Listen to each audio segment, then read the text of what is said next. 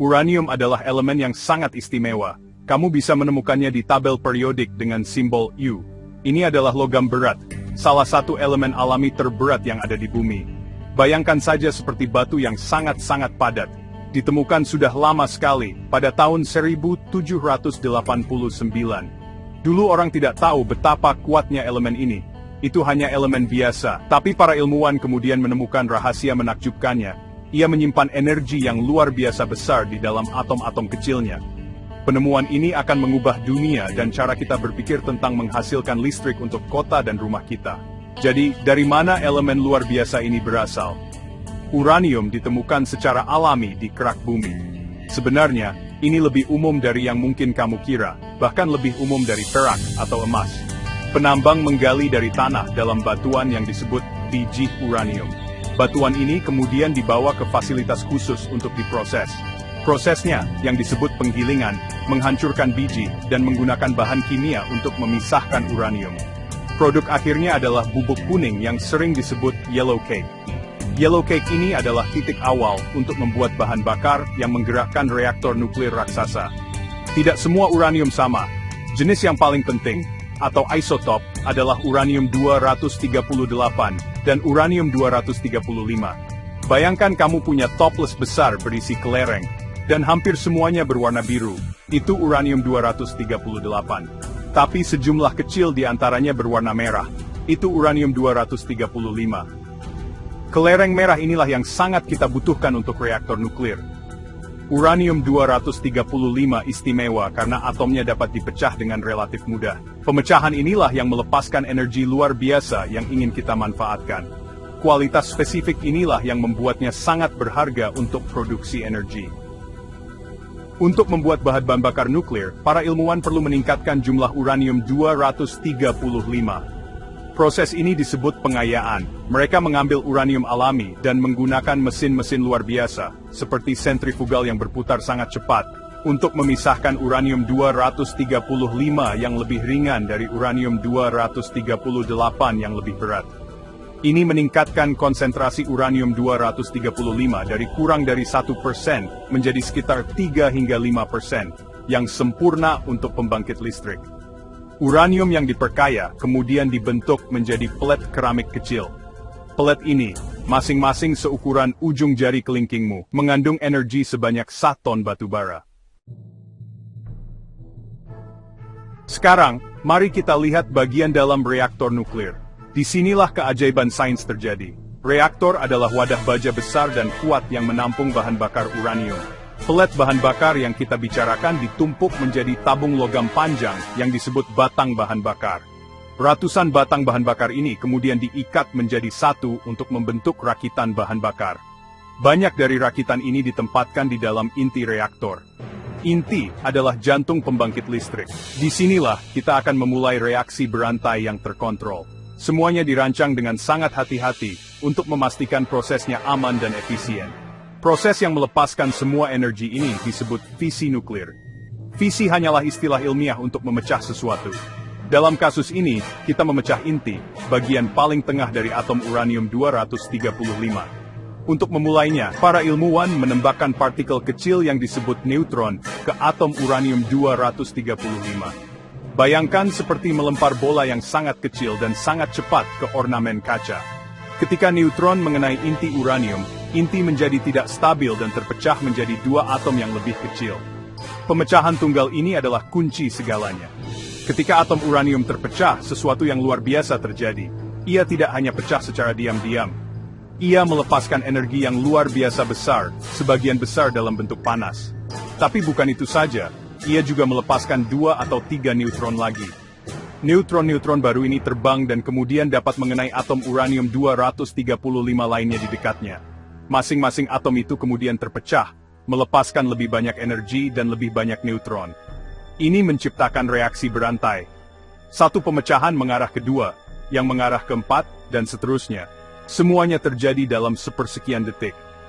Reaksi berantai ini bisa menjadi tidak terkendali jika kita membiarkannya, tetapi para ilmuwan sangat cerdik. Di dalam reaktor, mereka menggunakan batang kendali. Batang-batang ini terbuat dari bahan seperti boron atau kadmium yang sangat baik dalam menyerap neutron. Untuk memperlambat reaksi, operator menurunkan batang kendali ke dalam inti untuk menyerap sebagian neutron yang terbang. Untuk mempercepatnya, mereka mengangkat batang. Ini memungkinkan mereka mengontrol laju fisi dengan tepat, menjaga reaktor pada suhu yang stabil dan aman saat menghasilkan panas yang konstan dan besar. Jadi, kita punya semua panas luar biasa ini, yang dihasilkan oleh reaksi berantai di inti reaktor. Tapi bagaimana kita mengubah panas itu menjadi listrik yang menggerakkan video gamemu dan menerangi kamarmu? Prosesnya sebenarnya sangat mirip dengan cara kerja pembangkit listrik yang lebih tua, seperti yang membakar batu bara atau gas alam. Tujuan utamanya adalah menggunakan panas untuk mendidihkan air dan menghasilkan uap. Reaktor nuklir pada dasarnya adalah cara yang sangat kuat dan bersih untuk memanaskan air. Air ini dijaga di bawah tekanan tinggi agar tidak mendidih di dalam reaktor itu sendiri. Air yang sangat panas ini kemudian dipompa melalui pipa ke dalam alat yang disebut generator uap. Di dalam generator uap, pipa-pipa yang berisi air reaktor panas dikelilingi oleh pasokan air bersih yang terpisah. Panas yang intens dari pipa-pipa itu berpindah ke kolam air kedua ini, menyebabkannya mendidih dengan hebat dan berubah menjadi sejumlah besar uap bertekanan tinggi. Ini adalah langkah krusial. Ini menjaga air yang ada di reaktor terpisah dari air yang akan memutar turbin, menambahkan lapisan keamanan penting ke seluruh sistem. Sekarang kita punya uap kita. Uap bertekanan tinggi ini disalurkan melalui pipa-pipa besar dan diarahkan ke mesin raksasa seperti kipas yang disebut turbin. Gaya uap mendorong bilah-bilah turbin, menyebabkannya berputar dengan kecepatan yang sangat tinggi. Bayangkan bagaimana baling-baling berputar ketika kamu meniupnya, tetapi dalam skala yang jauh lebih besar dan lebih kuat. Turbin dihubungkan oleh poros panjang ke mesin luar biasa lainnya, generator. Saat turbin berputar, ia membuat generator berputar bersamanya. Generator adalah tempat listrik akhirnya dibuat. Di dalam generator, magnet raksasa berputar di dalam kumparan besar kawat tembaga. Prinsip ilmiah yang bekerja di sini disebut induksi elektromagnetik. Medan magnet yang berputar menciptakan arus listrik yang kuat di dalam kawat. Inilah listrik yang kemudian dikirim dari pembangkit listrik melalui jaringan kabel listrik yang disebut grid. Ia melakukan perjalanan melintasi negara, akhirnya mencapai lingkungan kita dan mengalir ke rumah kita, siap untuk kita gunakan dengan menekan sakelar. Uap, setelah selesai tugasnya, distinguished signed ear, digunakan lagi. Energi nuklir menawarkan beberapa manfaat luar biasa bagi planet kita. Salah satu keuntungan terbesar adalah bahwa ia adalah sumber energi bersih. Tidak seperti pembangkit listrik yang membakar bahan bakar fosil seperti batu bara, minyak, atau gas. Reaktor nuklir tidak menghasilkan gas rumah kaca seperti karbon dioksida. Ini sangat penting dalam perjuangan kita melawan perubahan iklim dan polusi udara. Satu pembangkit listrik tenaga nuklir dapat menghasilkan listrik dalam jumlah besar, 24 jam sehari, 7 hari seminggu, tanpa melepaskan polutan berbahaya ke atmosfer yang kita semua hirup. Ini menyediakan daya yang andal dan konstan. Tentu saja, ketika kamu berurusan dengan sesuatu yang sekuat fisi nuklir, keamanan adalah prioritas nomor satu. Pembangkit listrik tenaga nuklir dirancang dan dibangun dengan banyak lapisan sistem keamanan. Reaktor itu sendiri ditempatkan di dalam bangunan penampung berbentuk kubah besar, yang terbuat dari beton bertulang baja setebal beberapa kaki. Struktur ini sangat kuat, dibangun untuk menahan gempa bumi, kecelakaan pesawat, dan peristiwa ekstrem lainnya.